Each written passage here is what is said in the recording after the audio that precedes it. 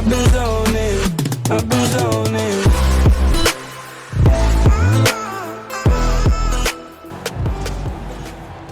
Hello everyone and welcome to my YouTube channel.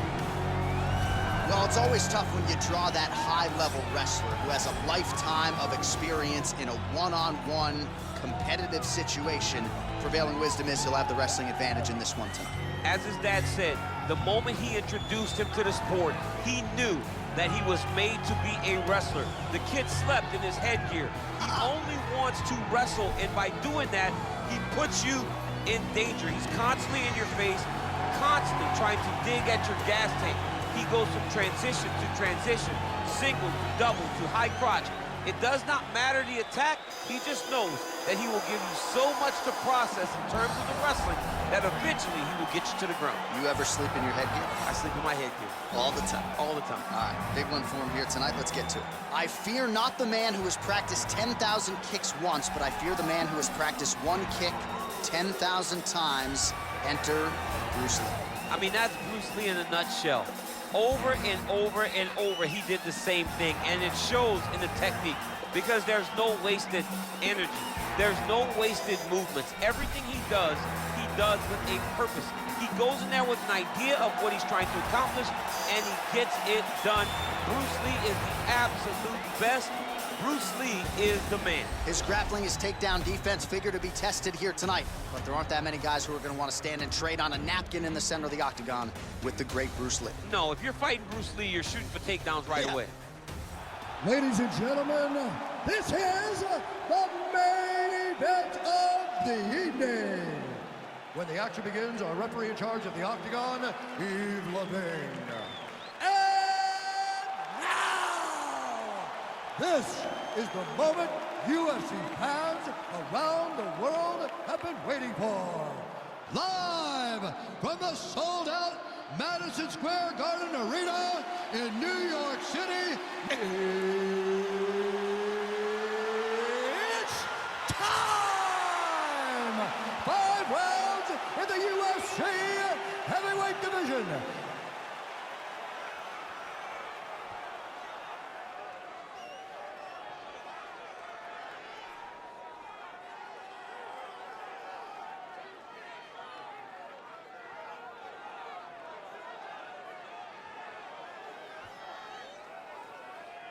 And now introducing his opponent, fighting out of the red corner. This man is a mixed martial artist making his professional debut here tonight. He stands 5 feet 7 inches tall, weighing in at 145 pounds, fighting out of Los Angeles, California, Bruce the Dragon Lee.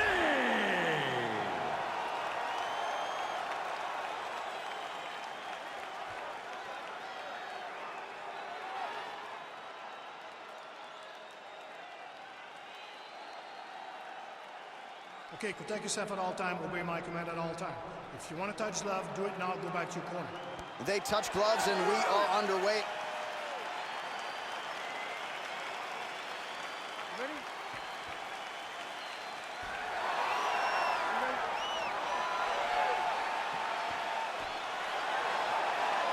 Our round one is underway between one of the more well-rounded fighters in this division against maybe the best grappler in this division. Going to be interesting to see how it plays out stylistically. Yeah, you would think that he would just avoid grappling at all costs because he seems to have a clear advantage on the feet. But we've seen guys fight with their egos before. Let's see how he approaches this matchup. Nice.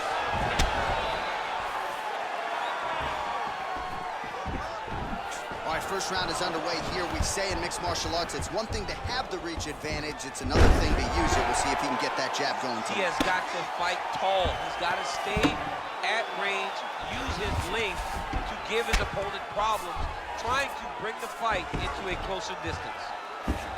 Oh, and he's able to land a strike there from the bottom. Nicely done by Lee. Well, these are some excellent ground and pound strikes here, DC. There's an efficiency with which he operates in these situations. He knows exactly when to throw, exactly when to hold, and it's allowing him to really control the grappling aspect of the fight. There's a song there, right? Know when to hold him, know when to fold him. Yep, absolutely. Lands the ground and pound strike here. Oh, man, this ground and pound is good. Probably my favorite striking realm in MMA, and he's as good as it gets. The problem is his opponent is not controlling his posture. He's allowing his opponent to get up, and when he does, he creates distance and space to land these beautiful ground and pound combinations.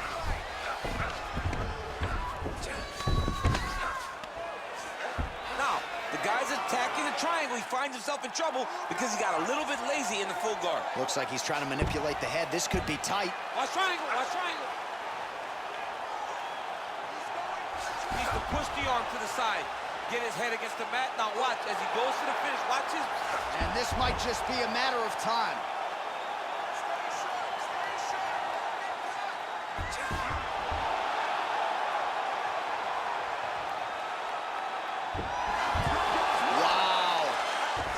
Right into side control here, DC. Biggest difference between half guard and side control. Well, side control to me feels like a little bit less control because now my legs aren't really doing anything anymore. Now I'm controlling you with my upper body. So I've got to be very, very aware. It's still advantageous, but it just seems a little more free-flowing than having something like a half guard. Man, this is some serious ground and pound. He's trying to put this dude's head like through the canvas. He's one of the better ground and pound fighters we have in the entire UFC, and you're seeing why. Oh, the ground and pound is there. All right, he's sort of hanging out here unguarded, DC. Not sure if he's trying to bait him in or what, but not great body language here. All right, so you got to be careful playing on the ground with this guy. You don't want to mess around for too long.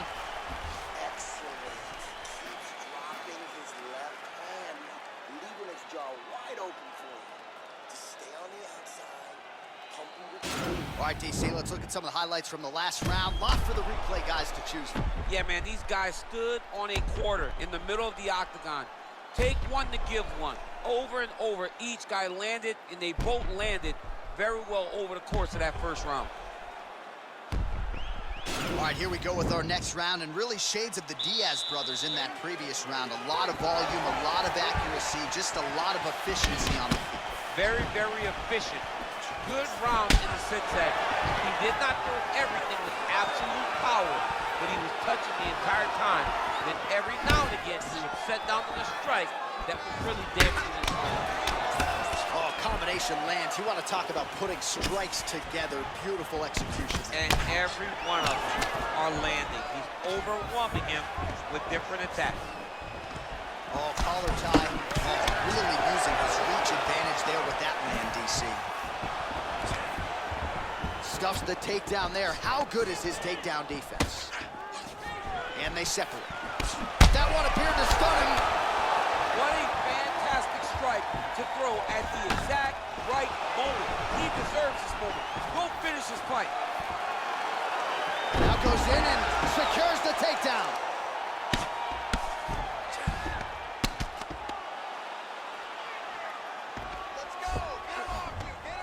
Well, not ideal to spend this much time on the bottom, but you can't fault him for his activity. Landing strikes here from the bottom. Nice work by Lee. All right, under 3 minutes now to go in round two. Useful strike there. The ground and pound on point tonight. He's putting him in exactly the positions he needs to be in right now. He's able to relax here. And he understands, being a veteran of so many fights, that as long as he's on top, he's winning. He feels like he's winning here.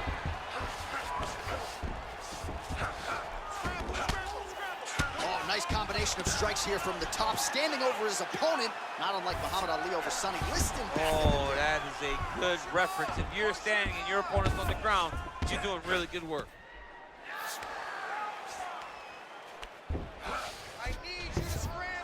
All right, he's got the full mount now. Is this one of the most dominant positions in MMA? Is that fair to say? It's a very dominant position. It's one of the most ideal positions you can get to, especially... Oh, now trying to isolate an arm, DC. He needs to move his hips back to cover. He cannot allow him on that angle.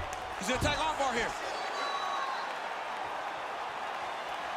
Continuing to try to manipulate the head here. Now he falls back into the finishing position.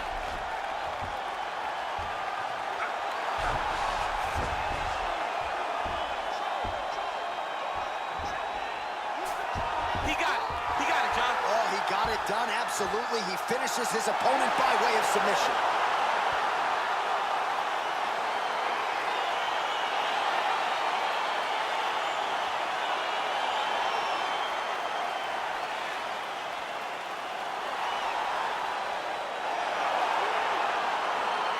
Let's take a look back at the replay as he gets it done by submission tonight, champ. Just watch how slowly he approaches the submission, though. He never rushes. He takes his time, but it's his trickiness.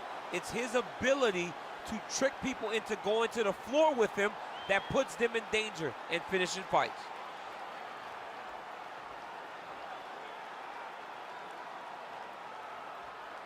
So there he is, your winner by submission. That could hold up as one of the better subs of the year. Near perfect execution tonight. Let's get it inside the octagon where Bruce Buffer has the official decision. Ladies and gentlemen, referee Yves Leving has called a stop to this contest at 4 minutes, 20 seconds of round number 2. Declaring the winner by submission due to an armbar, Lesnar!